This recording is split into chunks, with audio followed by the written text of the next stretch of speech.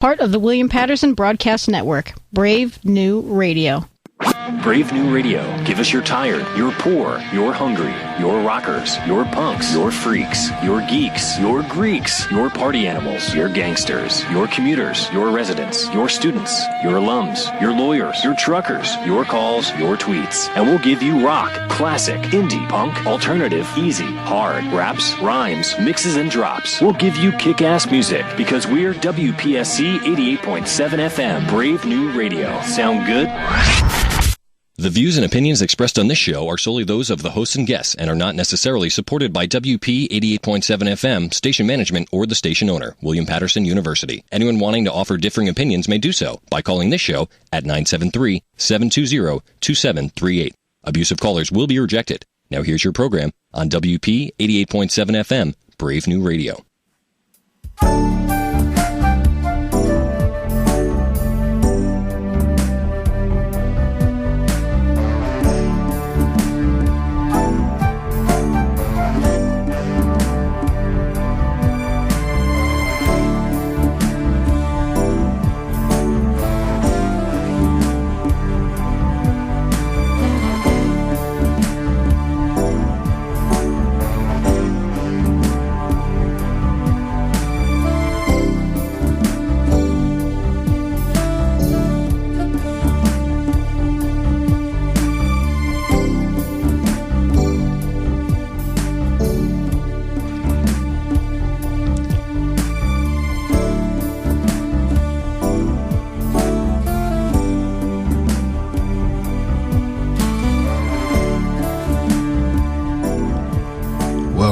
Good morning.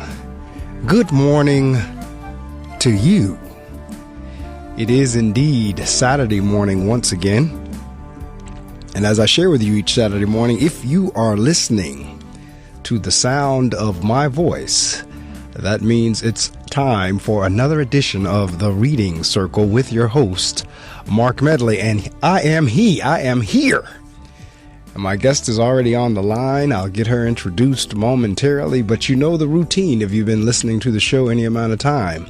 You know I have a ritual and routine on Saturday mornings, and if you're a first-time listener, good morning to you. I'll share that with you right now. I'll share the weather with the listening audience of what's going on here in the Wayne, New Jersey area. Then I'll read from 2 books, introduce my guest.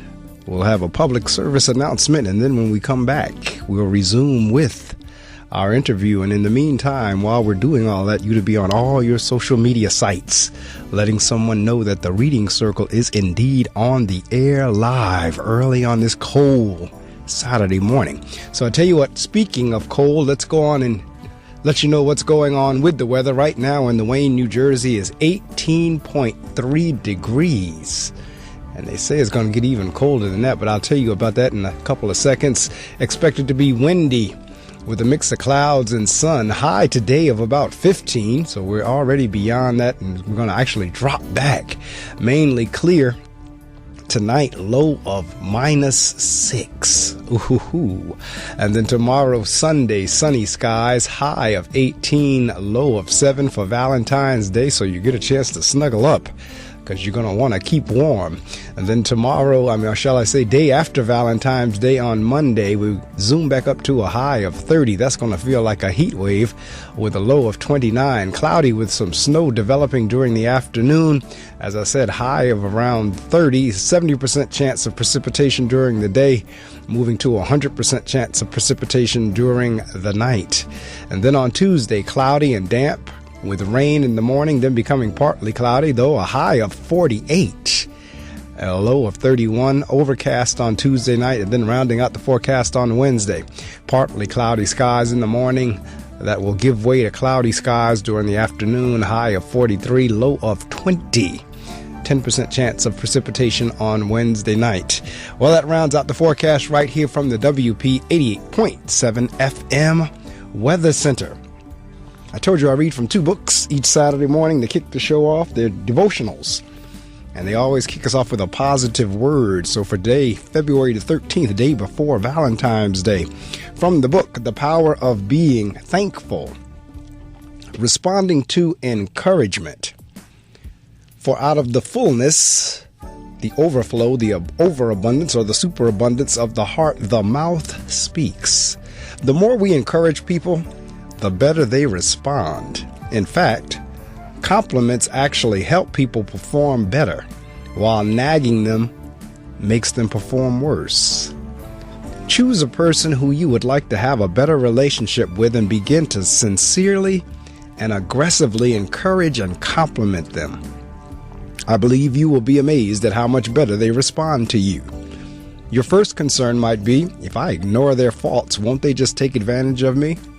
Of course, that can happen, but it usually doesn't. What frequently happens is that the person being encouraged is so grateful for the encouragement, they have a change of heart, and they work harder to do their part to make the relationship good. They are now doing it because they choose to and not because you are trying to force them. Prayer of thanks.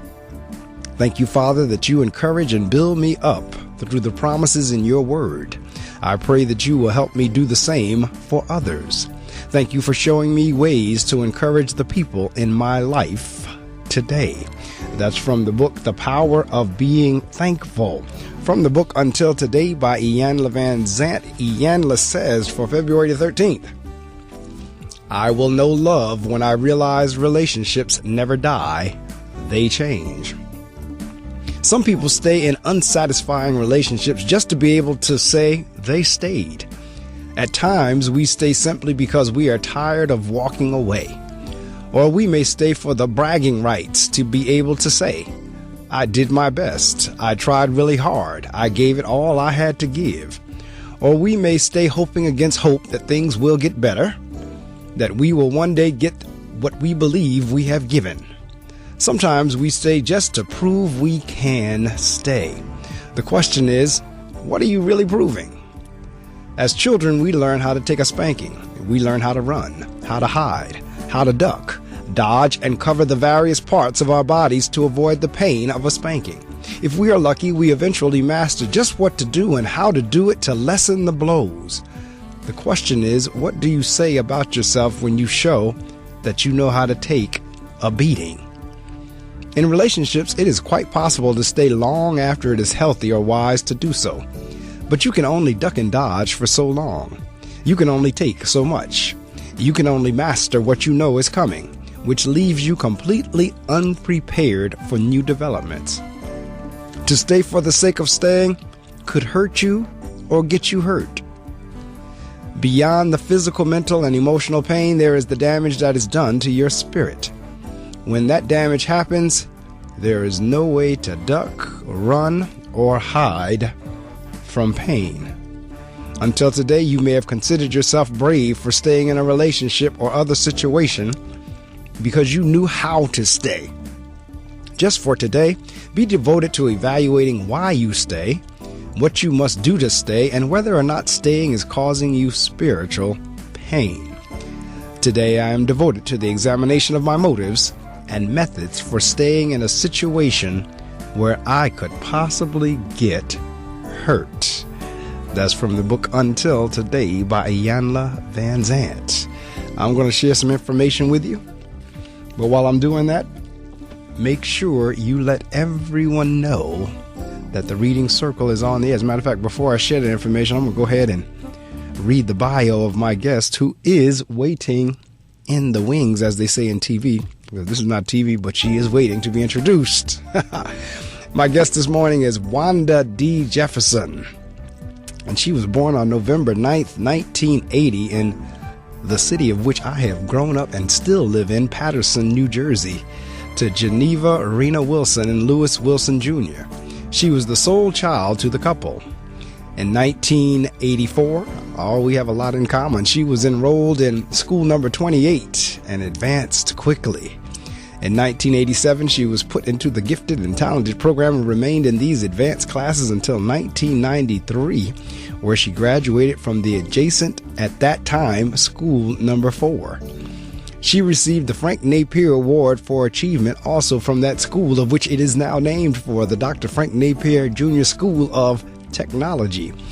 During the course of her life, beginning in the 3rd grade, she wrote poetry, enjoyed ballet, and entered many contests for which she acquired achievements for her poetry.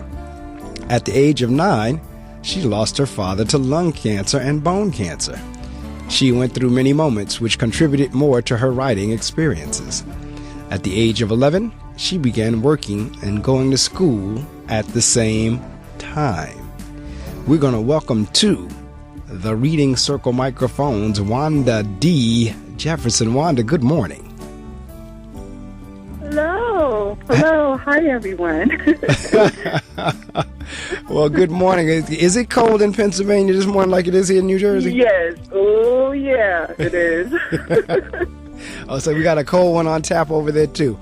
All right. Well, I'll tell you what. As I said, I'm going to share some information with the listening audience, and then when we're going to come back, we're going to have a little chat. All righty. All right.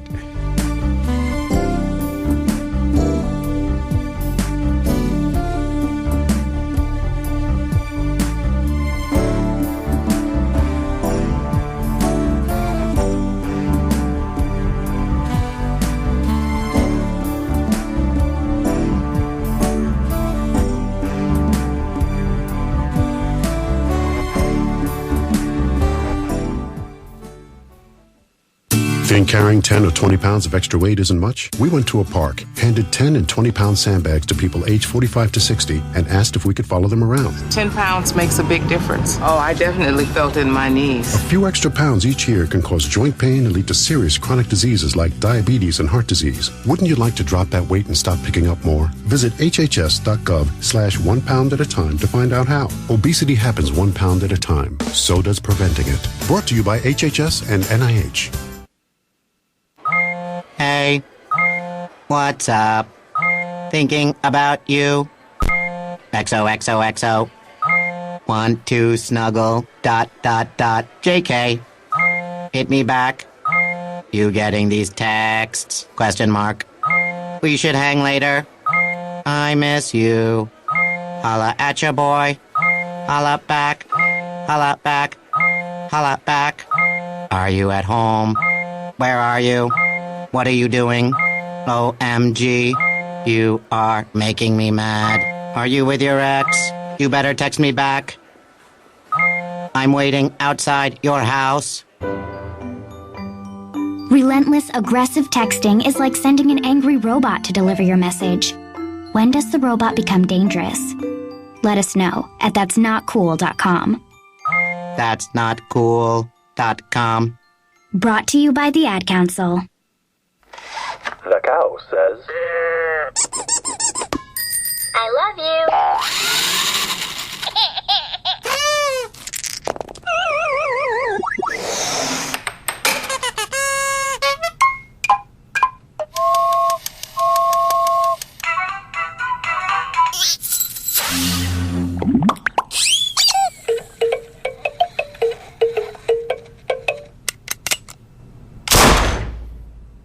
To a child, it's just something else to play with. Lock it up, because 1.7 million children in the U.S. are living with unlocked and loaded guns. Get involved at ceasefireusa.org. You're listening to The Reading Circle with Marc Medley on Brave New Radio.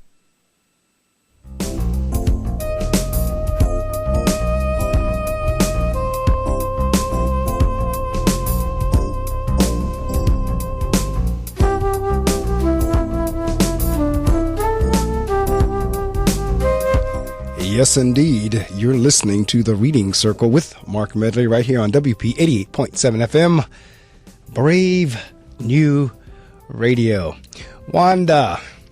Yes. As I was reading your bio, we have a lot in common, and I'll tell you why. I read your bio, and you said you went to school 28, and as we now call it, Napier Academy, or either the Dr. Frank Napier Jr. School of Technology. We dropped the number 4, but you went to both of those schools. Yes, I did. And I've been principal of both of those schools. Matter of fact, I'm principal at Napier Academy right now. Oh, my goodness. That's awesome.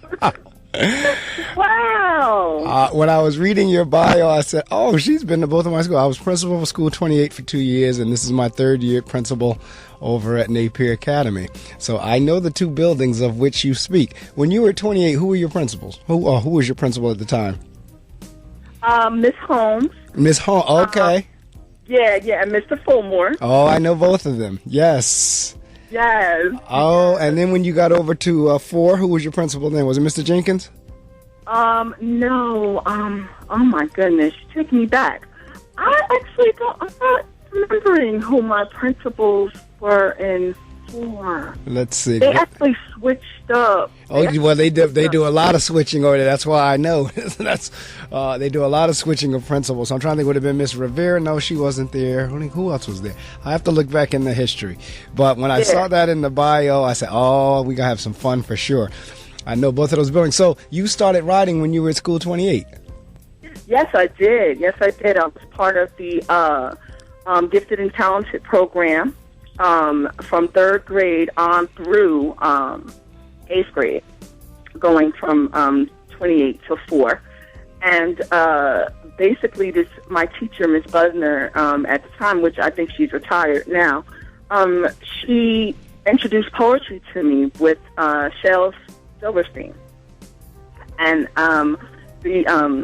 and I believe it's The Attic, something in the Attic. I love that. I love the book, but I haven't read it in so long. But anyway, she introduced poetry to me, and I just took off with it because living in Paterson, especially as an inner city youth, and Riverview Tower, that's where I actually grew up. Right.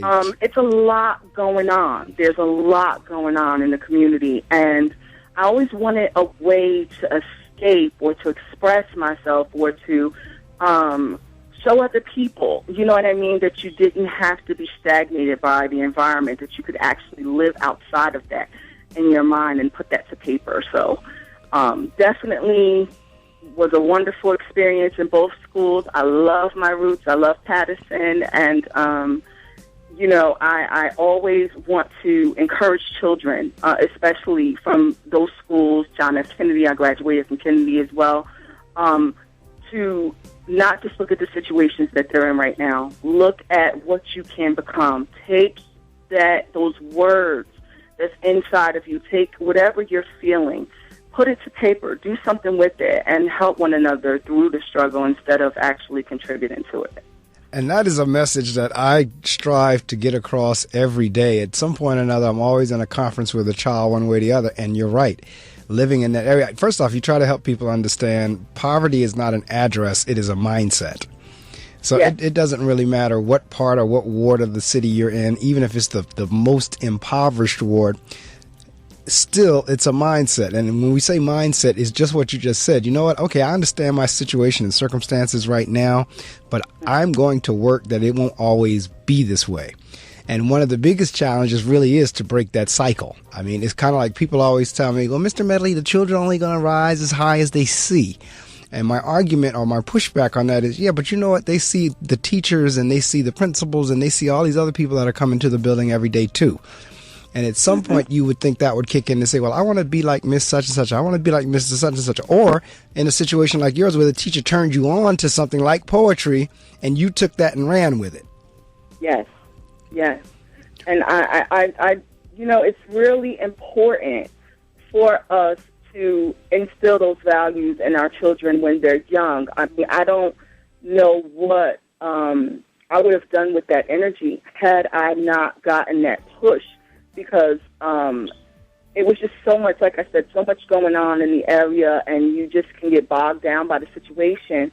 But if you take those words that you have inside of you, take those feelings that you have inside of you, and do something with them to release that, you know what I mean? You can avoid the violence. You can avoid the many other things that people end up getting into that can take your life down the wrong path. No question. And you kind of sort of answered one of the questions that I told you last night and this morning. I don't really have pat questions, but some of them do kind of crop up. And that was, where did the interest start? So, all right, now I'm hearing your interest in writing. Did you like to read also, or did that come along, or maybe, because usually people that like to write like to read and vice versa. Do you like reading as well? Yes, I do like reading. And I actually, that same teacher, she introduced me to Ramona the Pest. And that was the first book that I actually really got interested in. And then later on, the Judy Blume books, right, and many other types of books that come to mind. Different things by Maya Angelou, different things by Toni Morrison, Alice Walker. Right. You know what I mean? I really loved reading, and I really loved the fact that it took you, like I said, the same way that writing takes you to a different place, reading takes you to even farther place. And you can escape whatever it is that's going on in your neighborhood, whatever it is that's going on in your home. And it's really funny because when I describe myself or describe my mother to people or the situation to people, I never had realized that I was actually in poverty. I never actually, it never right. really close. I can identify because I was the same way. It's crazy because, some people will be like, oh, well, you lived in the towers. You know what I mean? You were actually living in low-income housing. I did not see it that way because my mother took the time to read to me. She took the time to spend time with me. She took the time to let me express myself, to read and to write and to just be a child. And I never saw the situation as a stagnant situation. I just saw it as we're going through life. We're living. We're this is normal. You know what I mean? This is the normal way of living. This is the normal way of life. And as I started reading more and expanding more, I realized, oh my goodness, I'm thinking Paterson is the only place, but it's actually just quite a small little place. You're right, because I grew up across on the other side of town near Eastside High School. And at the time as a kid, let me see, me and my best friend, our two families were about the only ones that had the traditional family, if you will. That's mother, father, and, sister, brother in the house. The rest of the kids on the block really were being raised by single parents or what have you. And we got out and we played every afternoon after school and on the weekends. And, if me and the other guy had a ball or a baseball or a football, we shared that and we all played. But this whole notion of knowing that you're poor, we didn't know that either until I just said you get older and you get a chance to understand economics and so forth and so on. And like, wow, we really did all that with that little bit. It really can blow you away. But where I'm going with this, and what I tell folks every day, and I probably say it close to every week here, is it really does start in the home. Because my guests, somewhere in their conversation, always say somewhere in that house, a mother, father, grandmother, aunt, uncle, cousin, somebody encouraged them to read, work with them, talk with them, communicate it with them. And the sad part of it is, Wanda, I get a lot of kids where that's not happening in the home. And what we get is the exact opposite in terms of grades, behavior, and everything else. So we tell folks all the time, look, this thing starts in the home. It doesn't start in the schoolhouse. It starts in the home. So once again, I just heard you say, my mom talked with me. She had me read. She had me communicate. I was a child. Once again, confirming for me that it starts in the home. And I really wish, it would be utopia if every home did something along those lines, because we would have a heck of a lot easier job as teachers in school. But at the same time, when I hear you say, because my heart is warm and I'm sitting here smiling when I hear you say a teacher turned you on to these subjects, because I also try to share with the teachers that I work with all the time, you don't understand the difference you're making in these kids' lives, even though you don't think so. Even though they don't come back at you and tell you I love you, or they don't think it's cool, or the truth of the matter is you are making a difference in these kids' lives. So, Miss, what was that teacher's name you said? Miss Busner, and I believe that she actually remarried, so her name was Busner Rotham. I think that's what her name is now. And then going forward, there were other teachers. It's funny to me that I don't remember the principals, so to speak. I remember those two principals because, Miss Holmes and Mr. Fulmore were near and dear to my heart. And not saying that the other two weren't. Oh, no. I know exactly what you mean, because with Fulmore now, I mean, I call him because we're fraternity brothers, but Dr. Fulmore, had it not been for him, I wouldn't be a principal today. And I'll tell anybody that had it not been for Dr. Fulmore, I would not be a principal today. Wow. He was instrumental. I'm sorry, I didn't mean. No, he was. Whenever I started teaching, he was actual principal at School 6. So he was my first principal that I worked for. And the rest, as they say, is kind of like history. He's the one kind of guided my career and, forced me to go back to school. Oh, my goodness. Yes, because I had whenever I started teaching, I already had one master's degree. I had a master's degree in communication because I had worked in corporate. And then when I cut over to education, he says, you got to go back again. I'm like, what do you mean I got to go back again? He said, because you're going to be principal.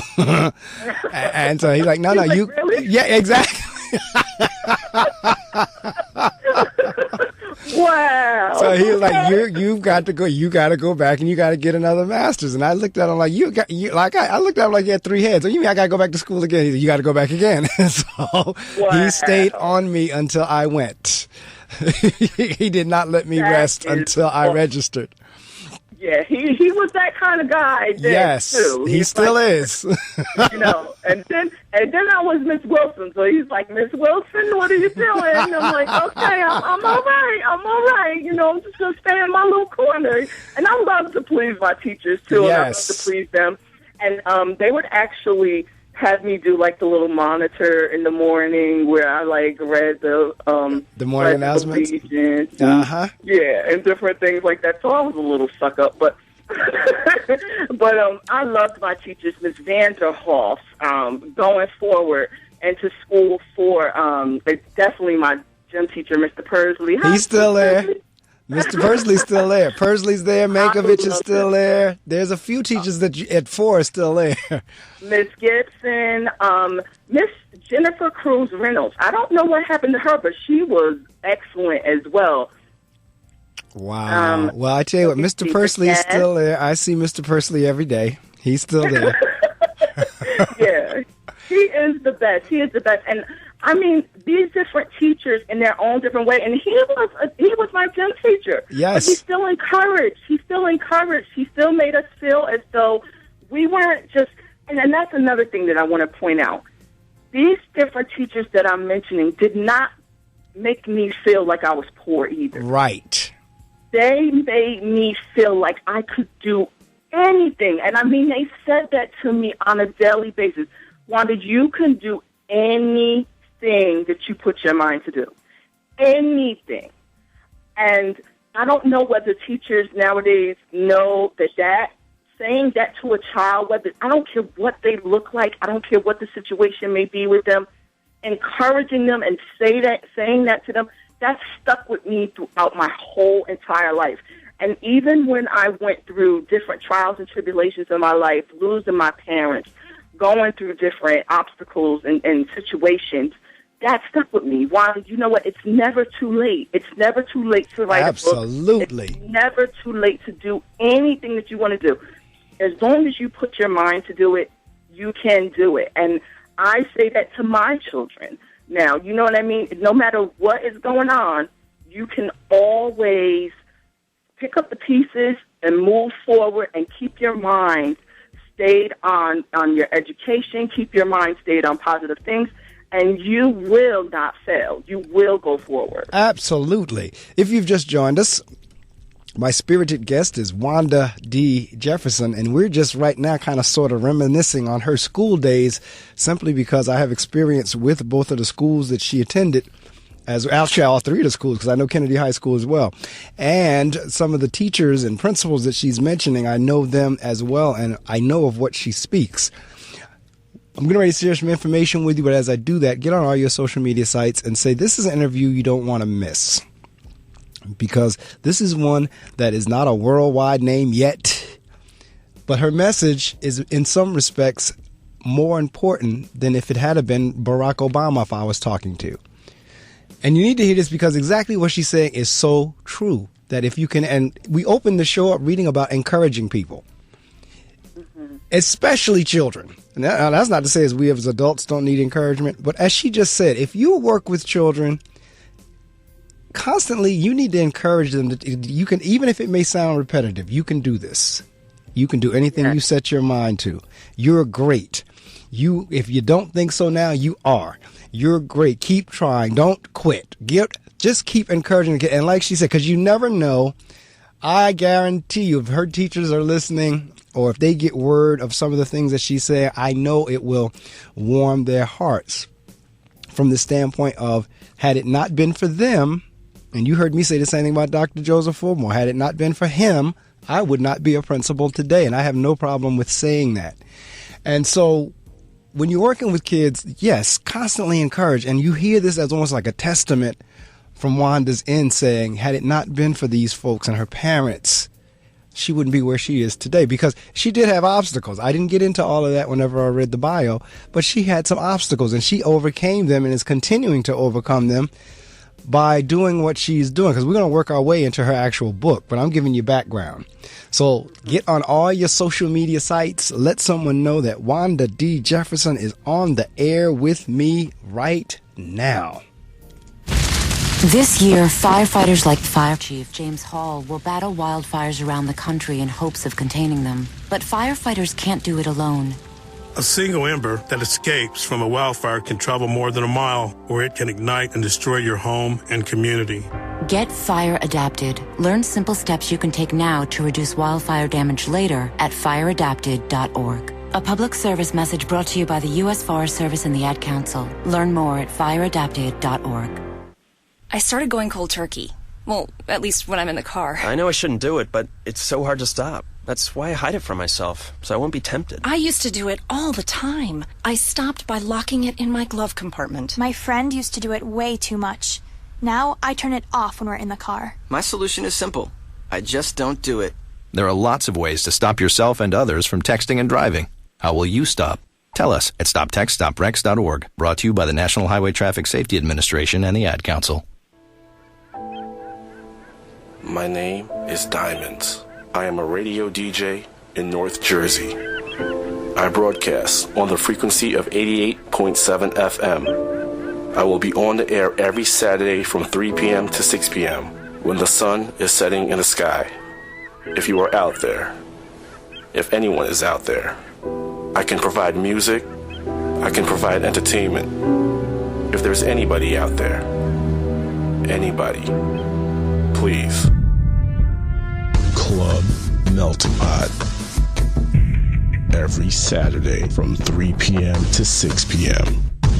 Only on WP 88.7 FM, Brave New Radio. You're listening to The Reading Circle with Marc Medley on Brave New Radio.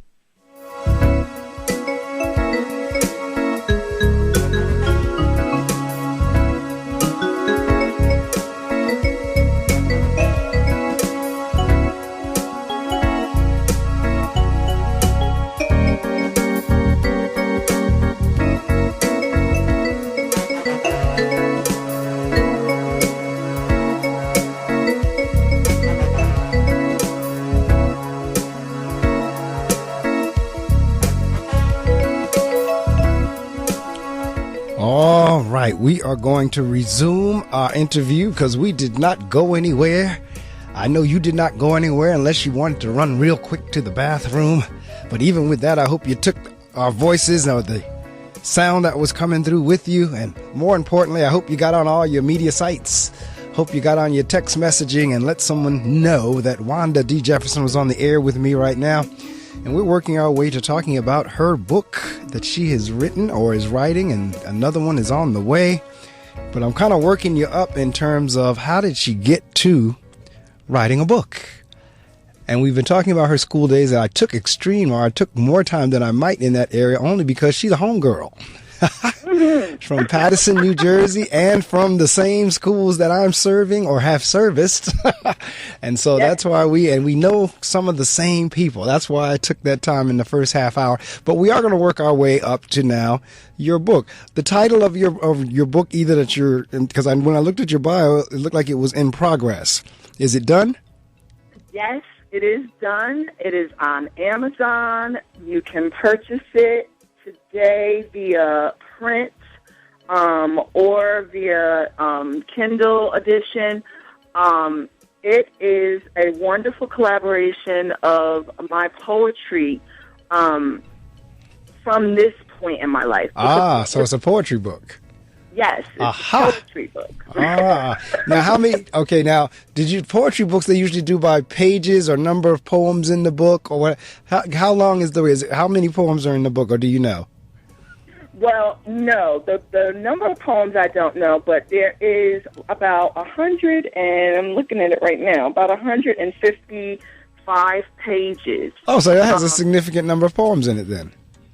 Yes, it has a great number of poems in it, and not only just poems from my feelings or from emotions or different things like that. I actually dedicated some poems to people that we've lost along the way.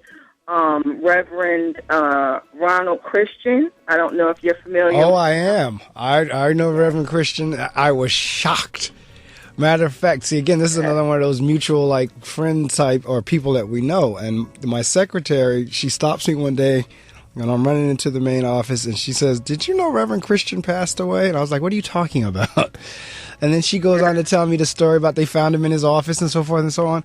And I was blown away because I had just seen him maybe a month or two ago on television. He was on there with some rally that there was. I saw him in the background with the various pastors.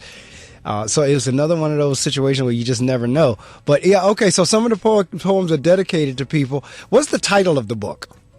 The title of the book is called Now. And like I said, I had went through different things in my mind as to what I wanted to do because I had previously, probably around 2009, published a book called Situations. It was really not the way that I had really wanted to put out work, but I had done it. You know, my mother had just passed previously, and I had just wanted to get it out there. And the publisher ended up going bust.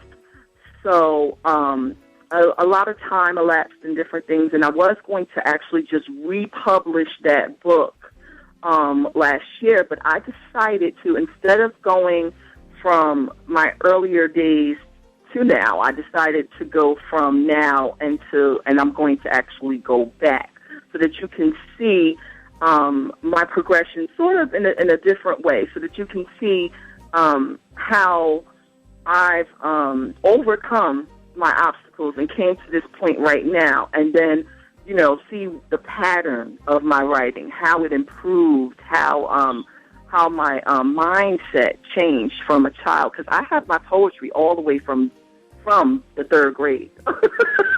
I literally have. You know, good for you. I'm kind of like that same way in terms of report cards. I actually had all my report cards from like second and first and kindergarten. I had them. Now they're somewhere. I've set them somewhere and they're under something somewhere, but I actually had them. So I know exactly what you're talking about, and that's a good thing. And in terms of progression, have you ever looked back on something and said, wow, that actually came through me? Wow, I wrote that. I don't even remember writing that. And like when you read it over, it's like, did I write that? Yes. I was like, oh, this is deep. Oh, this is from me. Oh, okay. Yeah, I mean, that's because sometimes whenever you're creative and you get in the flow, truly things come through you that you don't even realize have come through you till later on, and you go back. And either you read over it or you listen to it or you know, it's like, wow, that actually. And then, as you said, the progression, you could see whenever either poems get deeper or they get funnier or they get whatever they get is a difference between the set that you did before and the new set. And that's a good thing. Yes. And it's only by, and I want to make sure that people know, it is only by the grace of God that I am able to do what I do, because I know that it is a God-given talent. I know that He instilled it in me, and it is His purpose working through me. And that's why when I look at the poems, when I look at the different things that I have overcome in my life, when I look at the fact that I never gave up and that, you know what I mean, I had these people strategically placed in my life, whether it was just my parents or the teachers or just all the people along the way, I regret none of it because it all led me to this moment. It all led me to now. And that's the reason why I brought it. You know, I brought that particular title for this book because I wanted people to see, you know, no matter what, it brings you to the now. The now is happening. You need to do everything that you can to keep yourself afloat, to keep yourself pushing forward, to keep yourself current. And a lot of the poems that are in here also, like I said, not only are they emotional or you know, I have some funny ones. I have some different things in there. But I also have some of the current events that basically happened. Like, for example, with Genesis Rincon, with Armani Sexton, with Pastor Reverend Ron, different people like that. You know what I mean? The two youth that I just mentioned were killed. Absolutely. Matter of fact, Armani, whenever I was, you know, believe it or not, I've actually been a journeyman through schools in Paterson.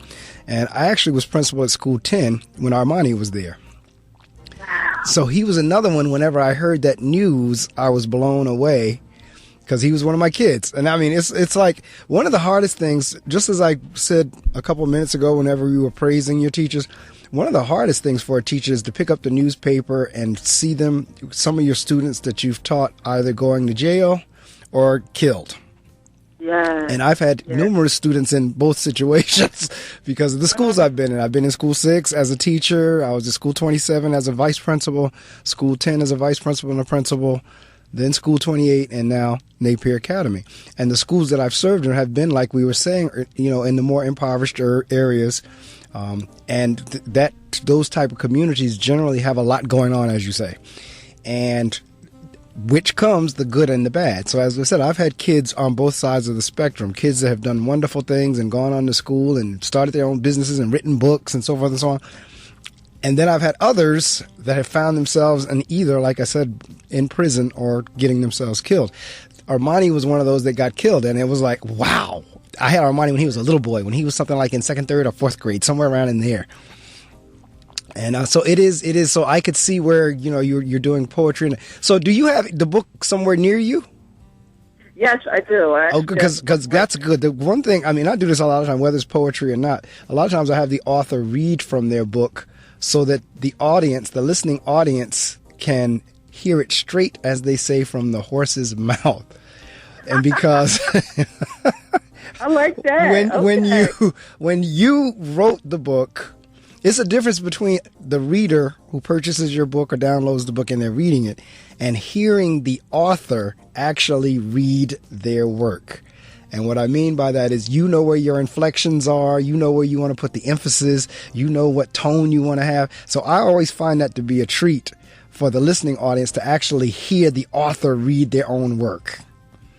So I'll give you an opportunity. You know, you can pick one of your favorites or whatever you want to do for the next couple of minutes. You can do that, and then, you know, in a couple of minutes, I'll say you go ahead and read something from, which, like I said, what your favorite or whatever. But go ahead, in terms of, like, okay, the poems that let me ask it this way. Did you set out to write a poem about the particular people who you were memorializing, or did you write the poem first and then say, you know what, this one fits Reverend Christian, this one fits Armani?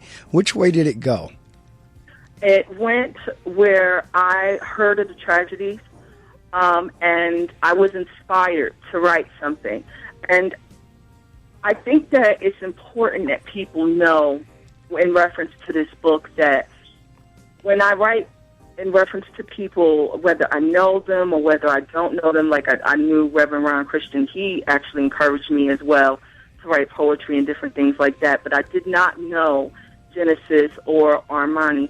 When I write, it's literally an inspiration for me to receive something from God. To me, that's how I feel about it. He gives me what to say. He wants me to be a voice for these people who maybe cannot say anything for themselves at the moment, or, you know what I mean, or just give that memorial for them, because when you put someone in a book, when you actually put something about someone inside of a book, that's forever.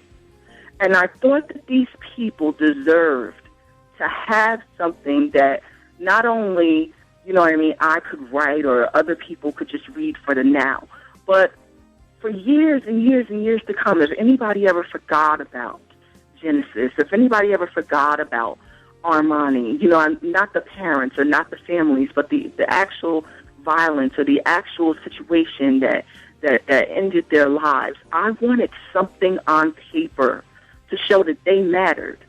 You know what I mean? Their lives mattered, and it will continue to matter. You know what I mean? For generations to come. This is something that is going to be around for their kids or grandkids, not their kids and grandkids for Genesis and Armani, but it's going to be around for their families. It's going to be around for Reverend Ron's family, his children, his grandchildren, showing that he was a great person, showing that these children did not deserve this, showing that, you know what I mean, it's not just by happenstance that these different things happen, that these different things come about. God actually placed in my heart that these people needed to have that voice. These people needed to have those words put into something that everybody could see. And I am so grateful. I am so humbled by that, by the fact that he chose me to talk about these people, and he chose me to say these different words inside of my book, period. Anything that I have said in this book or in books to come, I'm thankful and I'm grateful that he's given me this opportunity to do this, and it's just a rewarding experience for me, and I hope that it is for everyone else who reads it. You're absolutely right, and in terms of, it's interesting that you would say that, because I tell authors and guests all the time, the thing about writing a book is just what you just said. You'll be dead and gone, and that book will be somewhere in somebody's trunk, somebody's chest, somebody's attic, somebody's basement, somebody's something, that they will be able to get that book and pass that book along to somebody now in their family. They won't even know where it goes. I mean, I have books that have been written 50, 60, 70, 80 years ago. Don't know the author. It's just a book that, you know, either somebody recommended or either one that I found along the way or either was in a free book drive or whatever. My point is, whenever you put something on paper, you're absolutely right. It's memorialized. It memorializes them. And like you said, the fact that you've dedicated it to them, that memorializes them for the rest of their days. As you say, because I'll be gone, you'll be gone, but your book will still be here. Somebody's going to stumble across now, and it might be like, what is this? We're in 2016. It might be 2070. Yes. 2076, yes. 20, you know, and they'll come across, wow, you know, there was an author, Wanda Jefferson, back in 2016. So you're right. And that's, so have you had the opportunity to pick out one you want to read?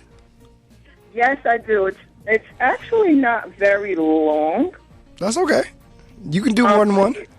Okay, good. And it's called Define Love.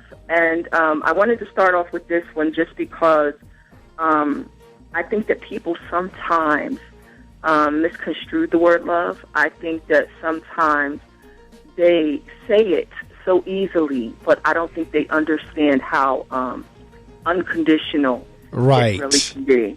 Right. So, and that's apropos, given this is Valentine's weekend.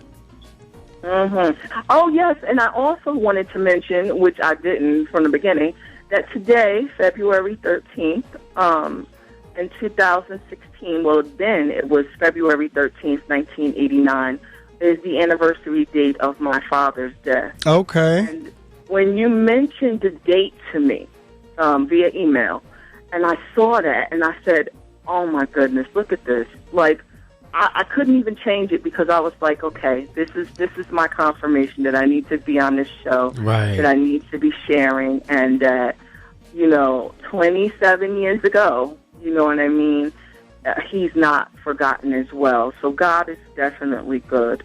So I'll read this one first, and then I'm actually just going to let the book do what it does and pick out another one. All right.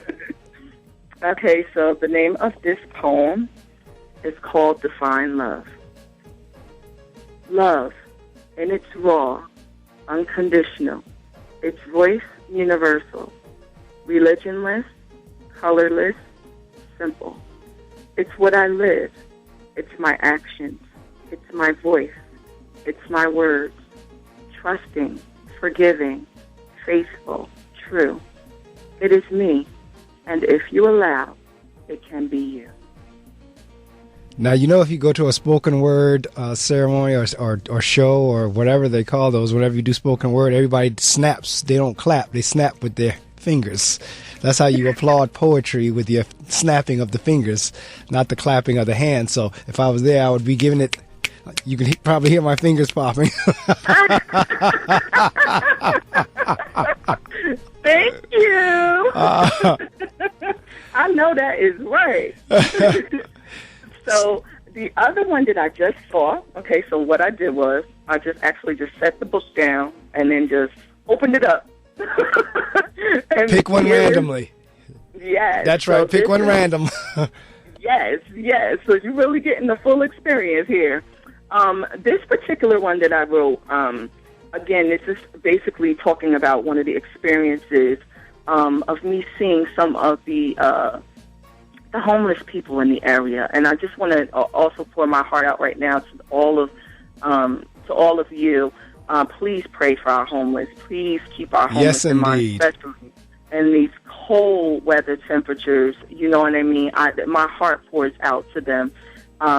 But this particular one, I came up with after seeing a particular homeless man, and it really touched me because of the way that it described him. And then instead of me actually using his name or something like that, I actually just made up a name and whatever. So I'm just going to read this. It's called The Homeless Man Song.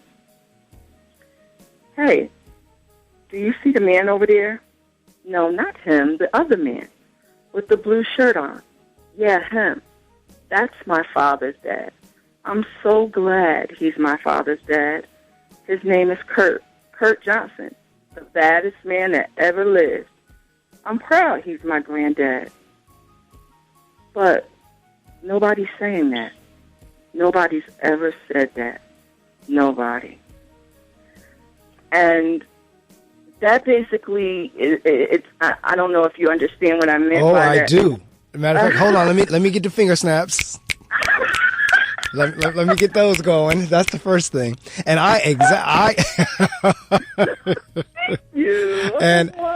got it. I'm making the assumption that the listening audience did as well. It's one of those where it leads you down one path that you think one thing, and then when you get to the end, bam, it hits you. Yes. And it really is sad, because it's really saying that, it's almost like that person is a human being, and yet nobody really recognizes as a human being as they're out there and they're homeless and so forth. In other words, the things that you were saying is what they wish someone was saying about them. Yes. And I have one more, if that's okay. Oh, that's more than okay. Go right ahead. Okay. And this one is called Streets. The next time the streets talk, instead of just walking like I don't hear it, I'll listen, learn, teach, preach, because the streets have lived longer than me, and they say a lot. Are you listening? That's it? I hope you like that. Yes. Wow. Wait a minute. There we go with the snaps. Now, you wanted more. You know what? And when the other books come out, you'll have plenty more. And the thing is, what you just showed is you don't have to say a lot or have a lot of words to have an impactful message. Right. So while I was sitting there waiting for more, you would say what you needed to say. You had gotten the message across. Right. So let me ask you this, and I know this is a difficult question. I kind of think I know what the answer is going to be already. And wait a minute, for those of you out there, I'm sitting here playing around with Periscope. I just joined Periscope maybe 3 weeks ago or what have you. And I'm sitting here playing around with it. I said, one of these days when I'm in the studio, I'm going to put Periscope on and record me talking in the microphone. And so I've been fooling around here with my little video camera there. It's on my phone on Periscope. So it's being broadcast. So for those of you in the Periscope audience, if you can hear me, if you're getting this, good morning to you. I have no clue what you're talking about. So Periscope is like yeah. See, that's that's one of the latest apps where you can video yourself broadcast. It's kind of like a YouTube or either a U broadcast or what do they call that? Something else, broadcaster or whatever they call them. It's one of those broadcast type apps where you can actually record yourself like on a video camera. And people can see you. Those who are following you, they can actually, if anybody, because trust me, no one is up at this time of morning following me. I don't see anything come up, but I think it saves. But I'm kind of like techie. I'm one of those that loves playing around with the technology, with the new stuff. But I have a couple of questions, because that's one of them that brought me back to what I wanted to ask earlier. But there's a movie that I always watch. Matter of fact, this time of year, and it's about Adam Clayton Powell Jr. And it's called Keep the Faith, Baby. And there's a question that the reporter asks him in there, because Adam Clayton Powell Jr. was a pastor and a preacher as well as a congressman who wrote many bills. And the reporter asked him, of all of your legislation and all of your bills that you wrote, which one is your favorite? So that's the question I'm going to ask you. Out of all the poems that you've written, or either in this particular book, do you have a favorite? I do have a favorite. My favorite poem in the book is called Unexpected. And you'll have to get the book to read it. Good move. In order for you to read Unexpected, you will have to get the book. And we're going to talk about how we can do that in a couple of minutes. And the other question that came to mind that I meant to ask you earlier, and whenever I started talking about techie and playing around with technology, it popped back into my head. When you were talking about loving to read and write, and like I said, I know that neighborhood intimately. Matter of fact, I don't live too far from it. The neighborhood of 28 and 4, or now we call Napier Academy, because, I tease people all the time. I said School 4 is kind of like Prince. Remember when Prince was the artist formerly known as Prince? Yes. So I always tell people we're School 4, we're Napier Academy, formerly known as School 4. So I know that neighborhood. You're coming up now through that neighborhood and you're liking school. You're liking working with your teachers. You're liking pleasing your teachers. You're liking reading and writing. Did you get teased, or did your other friends around you say you little bookworm, you little nerd, you little, I think you call it a suck up or a kiss up, your little teacher's pet? Did you get hit with that? Not really, because good. I've always been, it seems like, the tallest one in my class. Okay. One. Number 2, I was always in the back because my last name was Wilson. Okay. That kind of like carried me throughout my life, which I could not stand the fact that I was behind everybody unless you had this weird last name with a T. But my classes that I was in were always gifted and talented classes. So well, that's true too. We were all nerds.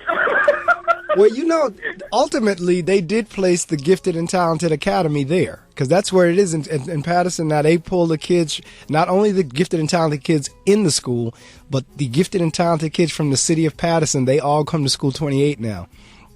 Oh, wonderful. So, 28 is the gifted and talented school.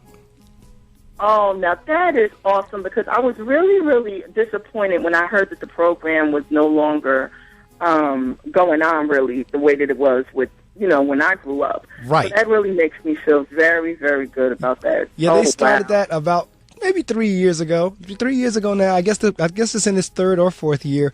But you would be no, you wouldn't, because But at first, whenever the superintendent decided to put the school there, they got a lot of pushback from parents, like, why my child got to go there? Why that school? Why that? Now they love it.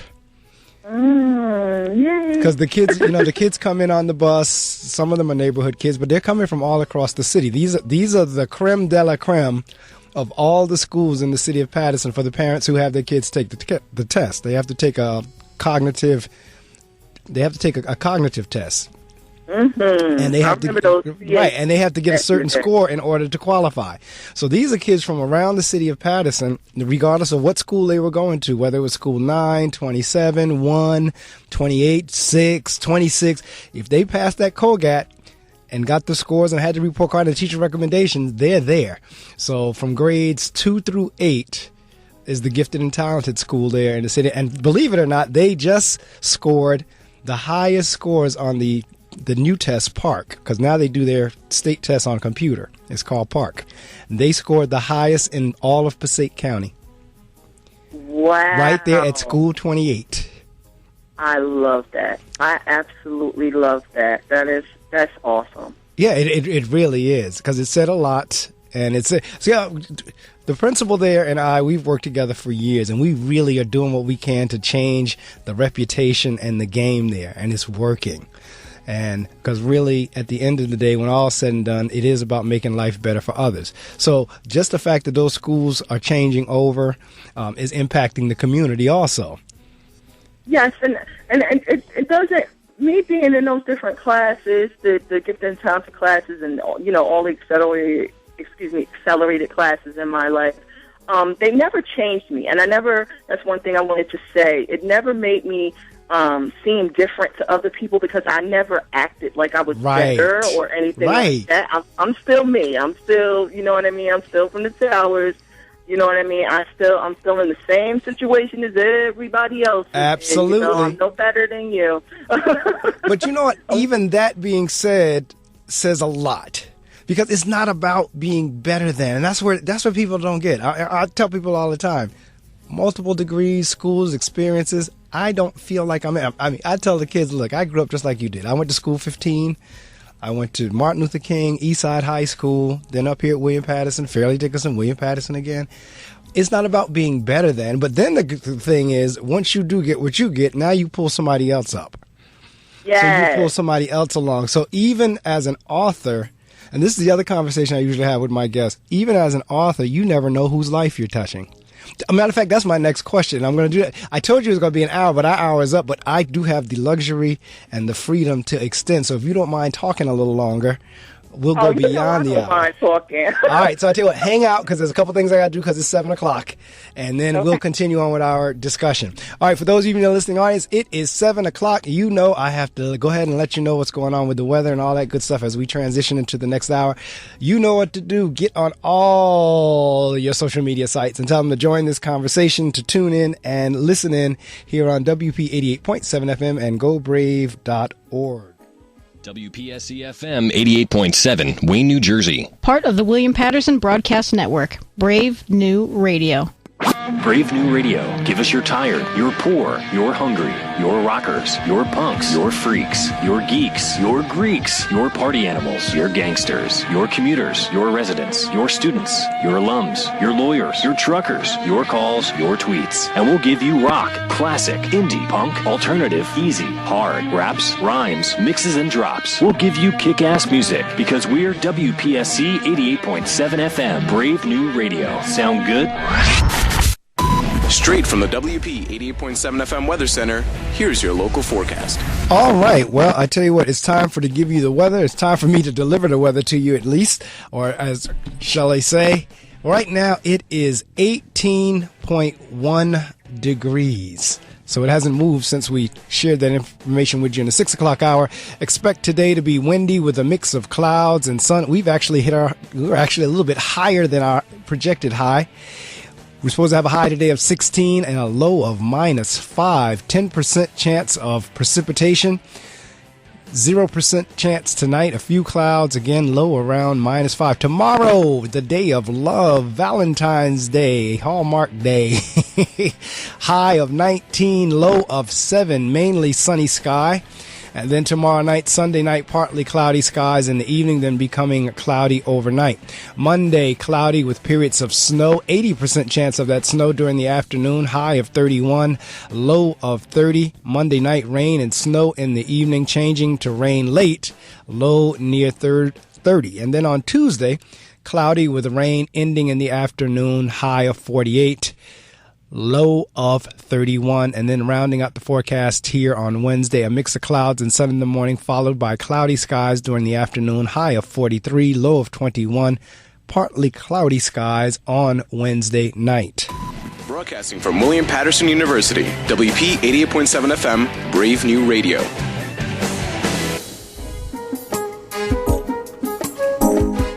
You are listening to an extended version of the Reading Circle with Marc Medley.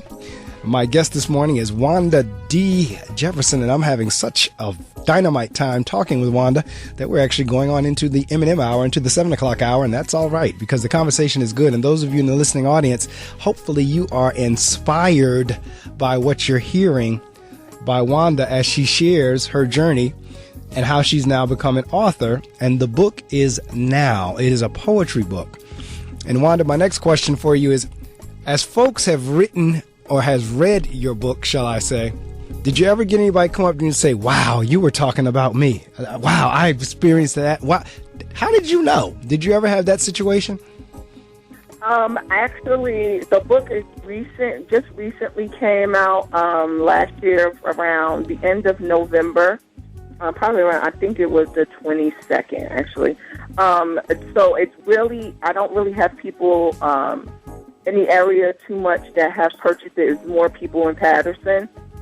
But the feedback that I have received, especially on Amazon.com, where you can purchase it, is wonderful. People always say, wow, like your poems always hit home. There's always something that you say that's in there for me. There's something in your book for everyone. And I want to extend that out to everyone right now. There is something in this particular book for everyone, whether you're experiencing that particular feeling at the time, or whether you don't know about the people who are in the book, or whatever the situation may be. This is a book that you should have in your collection, and it definitely is something that you can draw off of and relate to. When you decided that you now wanted, because you've been doing this since you were a child anyway, in terms of writing everything, now you decided you wanted to do this formally. What was your process? Did you just take the poems you already had saved up and kind of slam them together and put them in a book, or did you write new stuff, or how did you put the book together? How did Now come together? Okay. I actually had some poems that I had already written in my mind. I knew that I wanted to put them into a newer work. I knew that it wasn't something that I wanted to, like I said, add to my previous works. And then throughout the course of the years, like from 2010 until pretty much now, I had wrote additional poems. So there was poems already there. There were poems that I added to it. There were poems even as current as of last year. And I compiled them together, and I didn't actually want to deal with anyone that I felt would not be related to my work or related to doing publishing. So I have a sister girl. Hey, Violet, man. All right now. She writes wonderful science fiction books, and she's just dynamic. But anyway, I had seen that she had a particular publisher friend who had did one of her covers, and his name is D.K. Walker, and he had done some of his own works as well, which are absolutely amazing.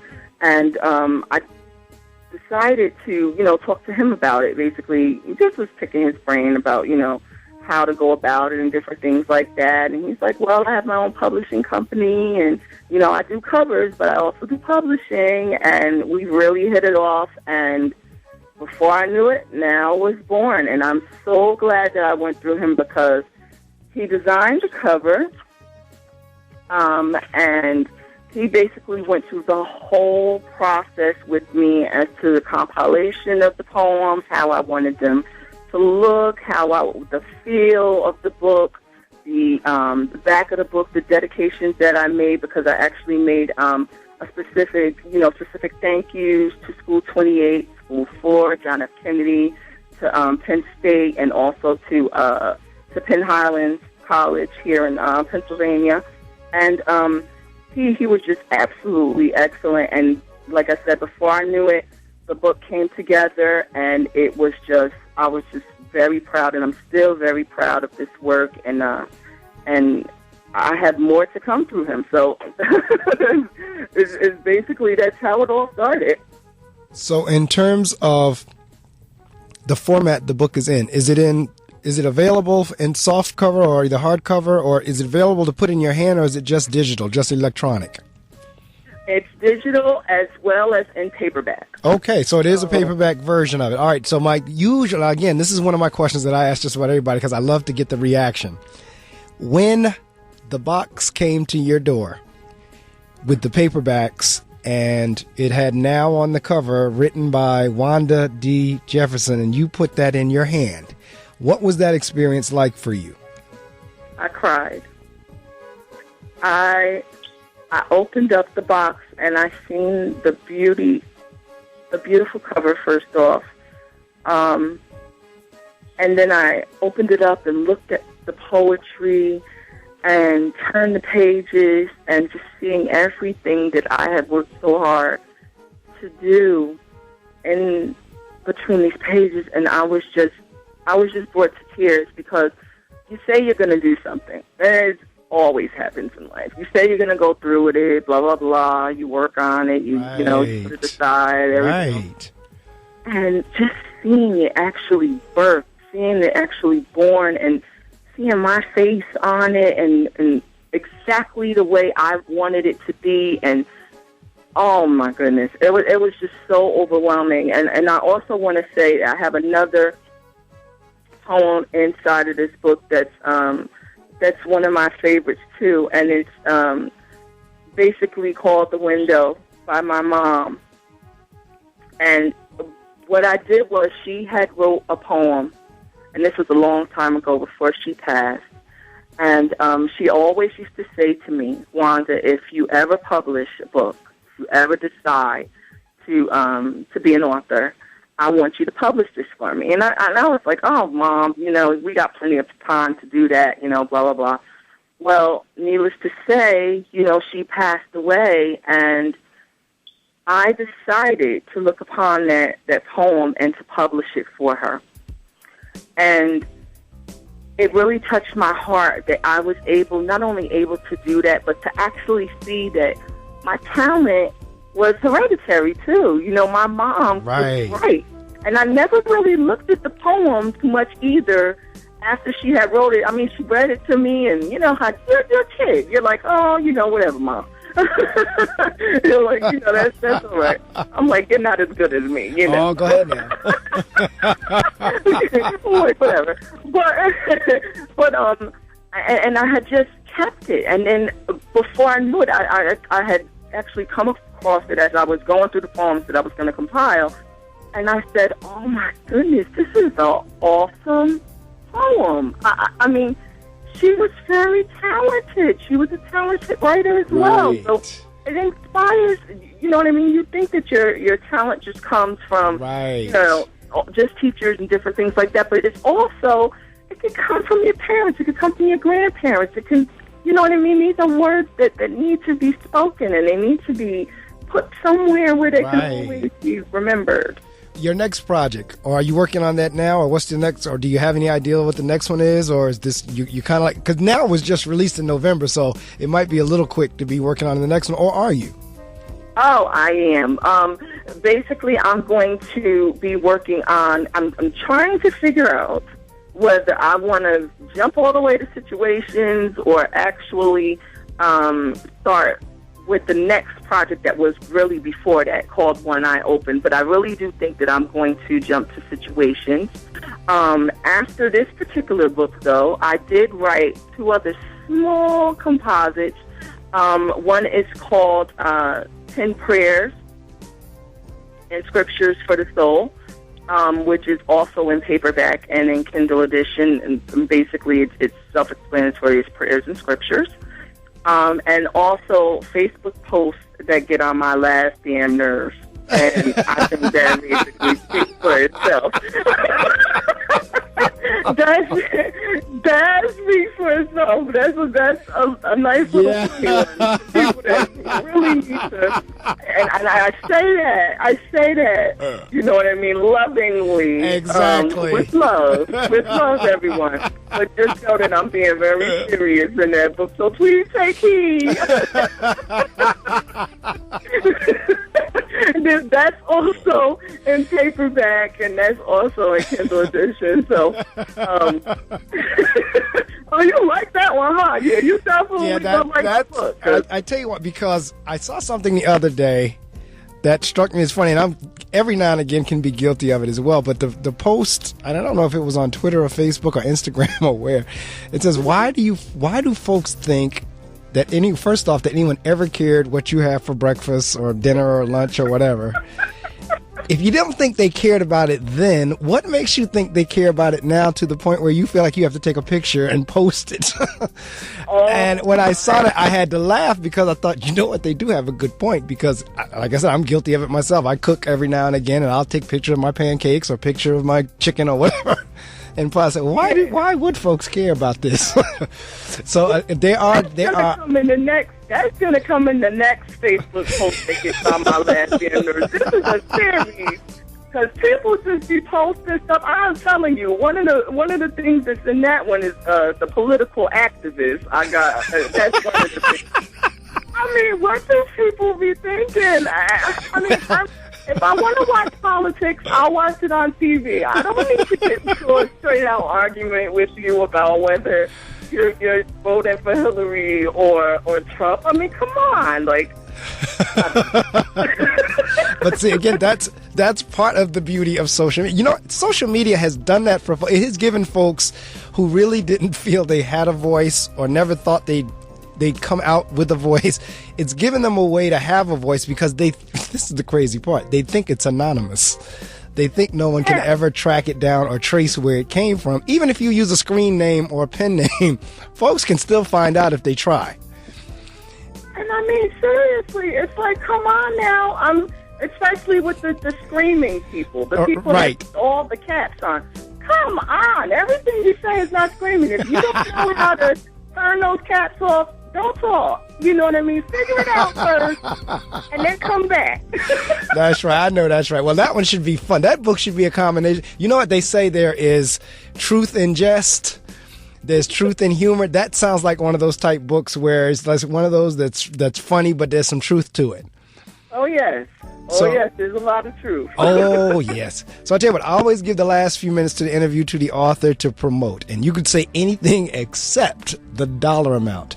But in terms of where it is, whether it's on Amazon, Barnes & Noble, whether it's, local retails or how they can order it, your website, any book signings you're doing, anything that you're doing that you need the folks to know about so they can get a copy of now or any of your upcoming work, this is your chance to do it with the exception of the dollar amount. Any shout-outs you want to do, all of that you can do. The mic is yours. Oh, wow. Thank you. I want to shout out to all of my my Facebook groups, my You Might Be a Christianess group, my Dark Poetry book group, my Atkins Transformation group. Hi, everybody. To my Club Fabulous group, my Mary Kay Divas, and to my Scorpio group, and just to everyone that I communicate with on a daily basis. Hi, everybody. Hi. Happy Valentine's Day weekend. I'm promoting my book now, which is available on Amazon.com. It's also available on the Barnes & Noble website and many other websites that have retailers that have books available. So you can pretty much get it. It's very readily available, but mostly on Amazon. It's in the Kindle edition, so it's very accessible. Carry it around with you and definitely explore the different poems. Also, it's available in the paperback edition. So, if you want this book signed by me, which I'm planning a book signing, yay! All right. Well, are you going to do any in the Paterson area? Yes, I am. Or I'll tell you what, since I am affiliated with all three of your alma maters, actually, if you want to come to any one of those to meet the kids or to talk to the kids or to show your book to the kids, you have an open invitation. I know you're in the Pennsylvania area, but if you ever want to drive up or if you're ever in the area visiting and you want to stop by the school, please do come in. Oh, well, thank you, because I did want to ask about that. I wanted to ask if I would be able to actually come and read a couple of poems to the children. Oh, by all means. I would. I told you last night I've been on the air 15 years. And when I first started the show, I was on like these god-awful hours, but I was breaking into radio, and I took them because I was like, hey, you know what? I was a little bit younger at the time. I didn't care. I was on Friday nights and Saturday nights from midnight to 1 a.m. And then the new station manager came in and said, well, you know what? We're going to change your hours. So he changed my hours to Friday mornings from 6 o'clock a.m. to 7:30. And so I would come into the studio early on Friday mornings, do the show, and then go teach at School 6. So, wow. And many times my guests would actually come live into the studio. And I would ask them, you know, when we finish the interview, what are you doing? What do you have planned? And they would say, nothing, I'm going to get breakfast, I'm going to this, that, and the other. I said, do me a favor, come with me to my school. And Wanda, when the kids would meet the author and actually see the picture on the back of the cover or either on the front of the cover and the real person, they would lose their minds. That's why when they say kids don't like reading, that's not necessarily true, because they would lose their mind whenever the author was standing in front of them and they actually had the book in their hands. So I'm saying all that to say, when you visit the school and you have your book in your hand with your picture on it, it's written by you, you're reading your poems, and then you turn around and say, I went to this school, it's going to freak them out. Oh my God. You're still alive? You're still alive? Yes, because whenever you're 10, anything over 12 is old, yes. When you say you're still alive. Yeah, usually dad folks you're reading dad folks' work. They'll be like, oh my goodness, it's kind of creepy, isn't it? Oh goodness. But yes, you have an open invite to stop by either school. I know the principal well enough at 28 that you can go there and then come to me or vice versa. But yeah, the kids will love that. They really will. Yes, and I am planning, as we speak, to have a book signing at the Paterson Museum. Oh, all right. Yes. Oh, you got to definitely give me the dates. Yes. So I'm actually in the works with that, with them. So I will definitely let you know and keep you posted. And like I said, if you purchase this paperback version, I will be having that book signing in Paterson. Refreshments and different things are going to be served, as well as me reading some of my works and signing your books and getting to meet, you know, all of my fans. I actually have a fan page as well. Wanda S. Incredible is WANDAS, the letter S, N, the letter N, Credible, and on Facebook. And my website is also WandaSincredible.com and WandaSincredible.wordpress.com. So you can read basically, you know, all of the different things that I'm doing besides writing, you know, what I'm reading, what I'm doing, anything that I'm creating, you know, art or working or whatever that I'm doing. You can actually catch up with me on those different outlets. I'm on Instagram, like I said, Instagram, Facebook, Pinterest, just about every social media site I'm on. And are the names the same for all of the social media? Is it the same, or is it by your name, or is it by the book name, or how do they follow you? The Wanda S. Incredible is Wanda S. Incredible, yes, all one phrase. Yes, all one word. And it's the same thing on Facebook and Pinterest, and because you see, I know I'm going to follow you on Facebook, and if you follow me back, I may wind up in your damn post book. Yes. I think it's a scope you out. I'm going to do a special dedication to you. Let me tell you what your principal do on my last damn nerve. Okay? Oh my goodness. Well, I tell you, I told you last night, I get a pretty good feel when I talk to my guests, especially when I get to talk to them in advance, how the interview is going to go. And this one lived up to my expectations for the couple of minutes we spoke last night. Yeah, you know I was funny. Let me tell you. Let me do this little excerpt too for our listeners right now. So he calls, right, and I see this number. Okay, it pops up on my phone. So I'm looking at the number or whatever. I'm like, okay, I know it's from Jersey, but I don't know this number. And you know, I answer him like, hello, and he's like, hello, and I'm like, oh my God, did I win something? I'm like, what did I win? What did I win? Or oh my God, am I being punked right now because his number's not in my phone? But it was for the interview, so. Yeah, it was. I called her last night, and she picks up on it. I say, Wanda? And she's like, yes, who is this? Yeah, and I said, this is Marc Medley. You have an interview with me tomorrow. And she's like, did I win something? No. Like, no, I'm calling about our interview.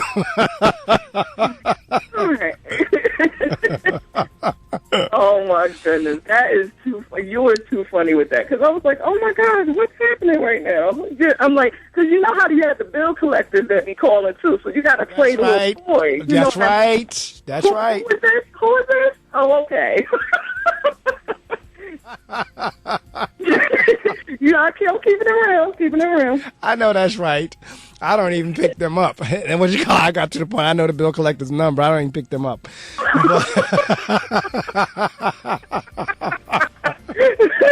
I gotta teach you to block. They actually got to block, so you can just block them. They be talking to their show.